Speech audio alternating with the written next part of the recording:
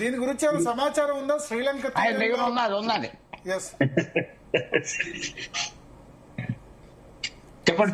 శ్రీలంక తీరంలో ఆ నౌకకు సంబంధించిన సమాచారం ఉందా? ఇంకో సమాచారం కూడా ఉంది. పోర్ట్ ఆఫ్ బందర్ దగ్గర యుఎస్ స్ట్రైక్స్ తో మరొక ఇరానియన్ నేవీ షహీద్ సోలెమానీ, అది కూడా దాని మీద కూడా అటాక్ జరిగినట్టుగా సమాచారం అందుతుంది. శ్రీలంక దాని మీద సమాచారం లేదా? కొద్దిసేపటి క్రితం యుఎస్ డిఫెన్స్ సెక్రటరీ కూడా కన్ఫర్మ్ చేశారు ఆ పని మేమే చేశామని చెప్పి. లేదు సార్, నా దగ్గర దానికి సంబంధించి సమాధానం లేదు. So I duck this question, skip. పెద్దవాళ్ళు ఇద్దరిని అడగండి. ఇద్దరిట్లో ఎవరు అలసిపోతారు ముందుగా? ఇద్దరిట్లో ఎవరు అలసిపోతారు మీ ఉద్దేశంలో ముందుగా? మరి గిరిధర్ గారు సార్ గారిని ట్రంప్ ఒక నెల రోజులైనా జరుగుతుందన్నారు. నెల రోజులు జరుగుద్దా? ఉక్రెయిన్ రష్యా లాగా 2-3 సంవత్సరాలు జరుగుద్దా, లేదా వారం లోపే అయిపోవచ్చా? Iran surrender కావచ్చా?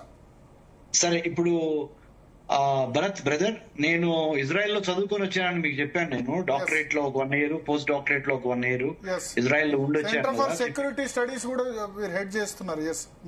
అది బ్రదర్. సో నేను if you allow me, I would like to అంటే భారత్ ప్రిపేర్డ్నెస్ మీద మనం ఎక్కడ ఎలా ఉండాలి, దీని మీద మనం what are the learning outcomes of this particular America Israel led Iranian ఈ వారు, దీని ఇంప్లికేషన్స్ మీద Indian perspective, India what should we do as a country అనే దాని మీద I'm ready to talk. Otherwise ఇంకొకటి ఏంటంటే, ఇజ్రాయెల్ బలం గురించి కొంత చెప్పగలను నేను, ఎందుకంటే అక్కడ ఉండి వచ్చాను. ఆబ్వియస్లీ యునైటెడ్ స్టేట్స్ లో కూడా ఉన్నాను కానీ, బట్ ఇజ్రాయెల్ మీద కొద్దిగా ఎక్కువ ఇన్ డెప్త్ స్టడీ చేసి ఉన్నాను కదా.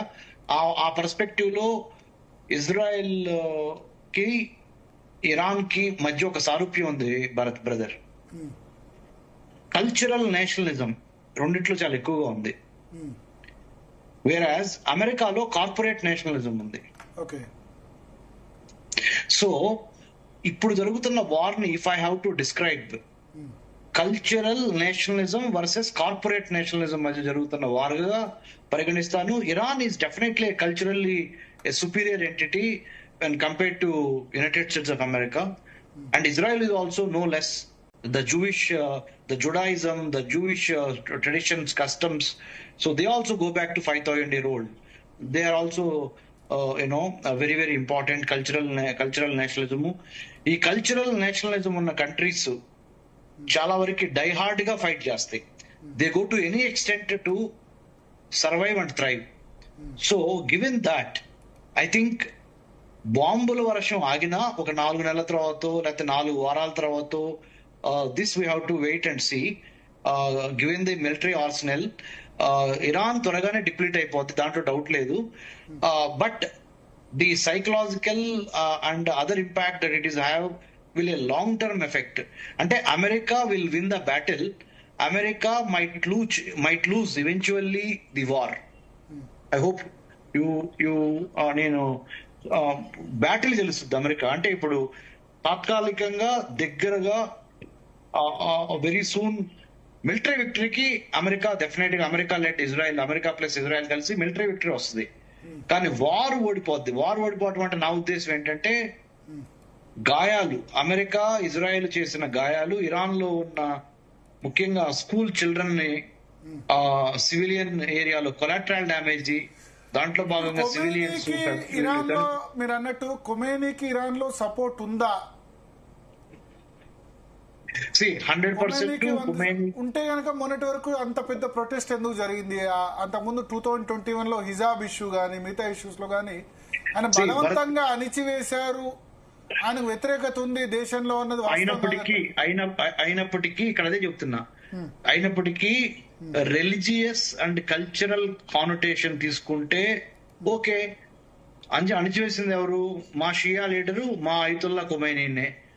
But how dare to come and kill our leader and might is right లాగా అమెరికా చేసిన పని, బిహేవ్ చేసిన విధానము, ఇది చాలా పెద్ద స్కార్. అంటే ఈ హ్యూమన్ సెక్యూరిటీ, హ్యూమనిజం అనే దాని మీద, అంటే what right does America have to kill someone who is in control of a country, that is Ayatollah Khomeini, and also the way that they have recently అంటే Donald Trump acted with Venezuela Nicolas Maduro, and Greenland విషయము, Panama విషయము, Canada విషయము, ఇవన్నీ చూసుకుంటే Trump అమెరికాకి చాలా విఘాతం కలిగిస్తున్నాడు. అమెరికన్ కంట్రీస్ ప్రిన్సిపల్స్ కి, అమెరికన్ పొలిటికల్ ప్రిన్సిపల్స్ కి ఆర్ కాన్స్టిట్యూషనల్ స్పిరిట్ కి చాలా విఘాతం కలిగిస్తున్నాడు. The very spirit of America ఏంటి? Life, liberty and pursuit of happiness.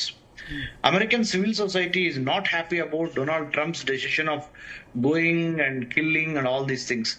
ముఖ్యంగా వాళ్ళకు కూడా చాలా ఇన్ఫ్లేషన్, చాలా గందరగోళంగా ఉంది అమెరికాలో కూడా. So what I'm trying to అంటే నేను ఏం చెప్దలుచుకున్నానంటే భరత్ గారు, ఇప్పుడు మిలిటరీ విక్టరీ తప్పనిసరిగా అమెరికా లెడ్ ఇజ్రాయెల్ కు ఉంటుందండి.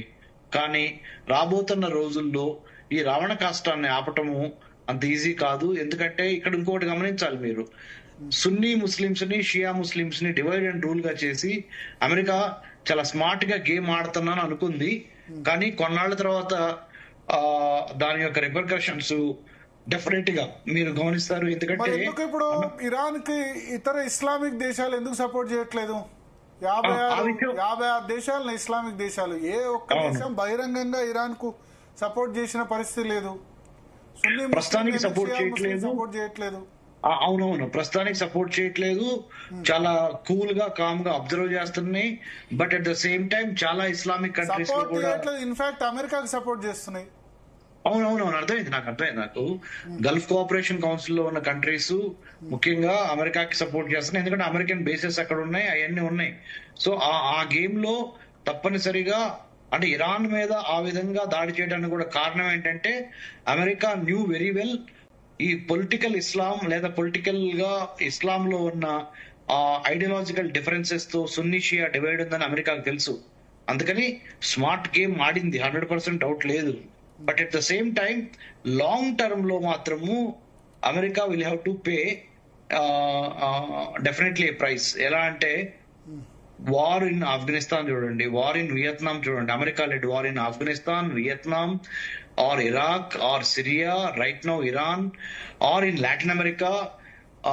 అంటే కూ చేసి అక్కడ ఉన్న లీడర్స్ ని లేపేసి సివిల్ సొసైటీ వ్యతిరేకంగా ఏదో ఒక రోజున ఈ దెబ్బతిన్న ఈ అన్ని దేశాలు సమైక్య కూటమిగా రాకపోయినప్పటికీ ఇది తప్పనిసరిగా ఎకానమీ వైజ్ గానీ ఇంకోటి మన పరిస్థితి ఏంటి మరి? సరే, మిగతా వాళ్ళ సంగతి పక్కన పెడితే మన పరిస్థితి ఏంటి? అదే మన పరిస్థితి చాలా క్లియర్ కనపడుతుంది. I'm sure US Israel support గానే కనిపిస్తున్నాం. కొమేని చనిపోవడాన్ని అయితే ఖండించలేదు. బట్ అది చెప్తున్నాను భరత్ గారు, నాకు ఇద్దరు మంచి ప్యానలిస్టులు, ఇద్దరు అనుభవజ్ఞులు, పెద్దలు, డాక్టర్ పెంటపాటి పుల్లారావు గారు, మామిడి గిరిధర్ గారు. ఒక్కసారి నేను వాళ్ళని కూడా నేను చెప్పే ఈ పాయింట్ మీద ఆలోచించమని చెప్తున్నా. 1 కోటి మంది భారతీయులు గల్ఫ్ కోఆపరేషన్ కౌన్సిల్ కంట్రీస్, మిగతా కంట్రీస్ లో మన వాళ్ళు కన్స్ట్రక్షన్ వర్కర్స్ గా, ఇంజనీర్స్ గా, డాక్టర్స్ గా, స్టూడెంట్స్ గా ఉన్నారు. వాళ్ళకి ఇప్పుడు ఈ యుద్ధం రాను పెరిగిపోతుంది.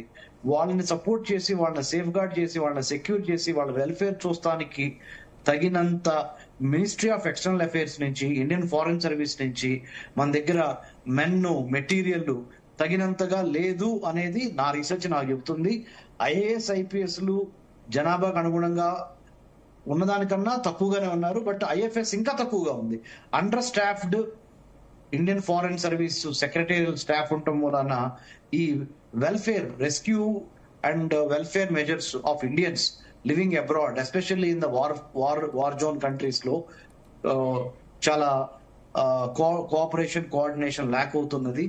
మనము ఇలాంటి పరిస్థితుల నుంచి నేర్చుకోవాల్సింది ఏంటంటే మన మినిస్ట్రీ ఆఫ్ ఎక్స్టర్నల్ అఫైర్స్ ని ఫర్దర్ స్ట్రెంగ్థెన్ చేయటము, మన ఫారెన్ మిషన్స్ ని, సెక్రటరియల్ స్టాఫ్ ని.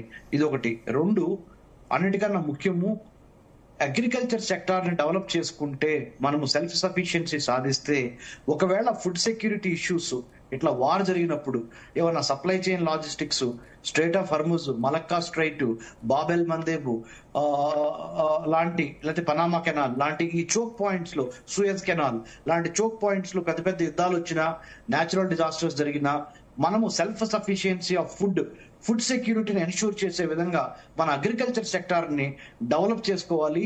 బట్ ఐటీ సెక్టర్ ఏం చేస్తుందంటే అగ్రికల్చర్ సెక్టార్ ని చాలా దెబ్బతీస్తుంది. రైతు కొడుకు రైతు అవ్వట్లేదు, రైతు కొడుకు కూడా ఐటీ ఇంజనీర్ అవ్వాలనుకుంటున్నాడు.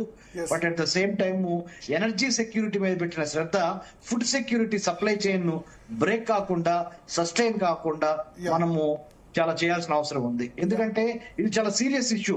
ఇప్పుడు కనపడటానికి చాలా దూరంగా కనపడుతుంది, సటిల్ గా కనపడుతుంది. ఏంటి రమేష్ కన్నిగంటి వ్యవసాయం గురించి మాట్లాడుతున్నాడు యుద్ధంలో అని, కానీ మనము సెల్ఫ్ సఫిషియన్సీ మోడ్ లో చిన్న ఉదాహరణ చెప్పి ఇప్పుడు మీకు చెప్పా, చోక్ పాయింట్స్ కనుక ఏదో ఒక విధంగా ఎక్కడో చోట మూసిపోయింది అనుకోండి, మనం డిపెండెన్సీ వచ్చింది అనుకోండి, ఆల్రెడీ ఆయిల్ కి న్యాచురల్ గ్యాస్ కి మనం డిపెండెంట్ అయి ఉన్నాం. ఫుడ్ కూడా డిపెండెంట్ అయి ఉంటే కంట్రీ మళ్ళీ సివిల్ అన్రెస్ట్ వచ్చి మళ్ళీ విఫలం వచ్చే అవకాశం ఉంటుంది. కాబట్టి Yes. ఫుడ్ సెక్యూరిటీని ఎన్షూర్ చేసే విధంగా అగ్రికల్చర్ సెక్టర్ ని స్ట్రెంగ్థెన్ చేసుకోవటము, రానున్న రోజుల్లో natural disasters, man made disasters నుంచి కాపాడుకుంటా, అంటే యుద్ధం నుంచి లేదా న్యాచురల్ డిజాస్టర్స్ నుంచి కాపాడుకుంటా, ఐటీ సెక్టర్ మీద ప్రేమ పెట్టండి, ఐటీ సెక్టర్ మీద బడ్జెట్ అలొకేషన్ ఇవ్వండి, ఆర్మ్స్, డిఫెన్స్, మ్యానుఫ్యాక్చర్ చేయండి. ఇక్కడ ఐటీ కానీ సెక్టర్ కానీ ఆర్టిఫిషియల్ ఇంటెలిజెన్స్ తో మన కంపెనీస్ రీసెర్చ్ పట్టునడు, పెట్టకుండా కడుపు నిండదు. చాలా కాబట్టి చాలా ఇబ్బందులు పడతాయి. agriculture- Yes, అయితే Absolutely. ఒకసారి గిరిధర్ గారిని అడుగుదాం. గిరిధర్ గారు,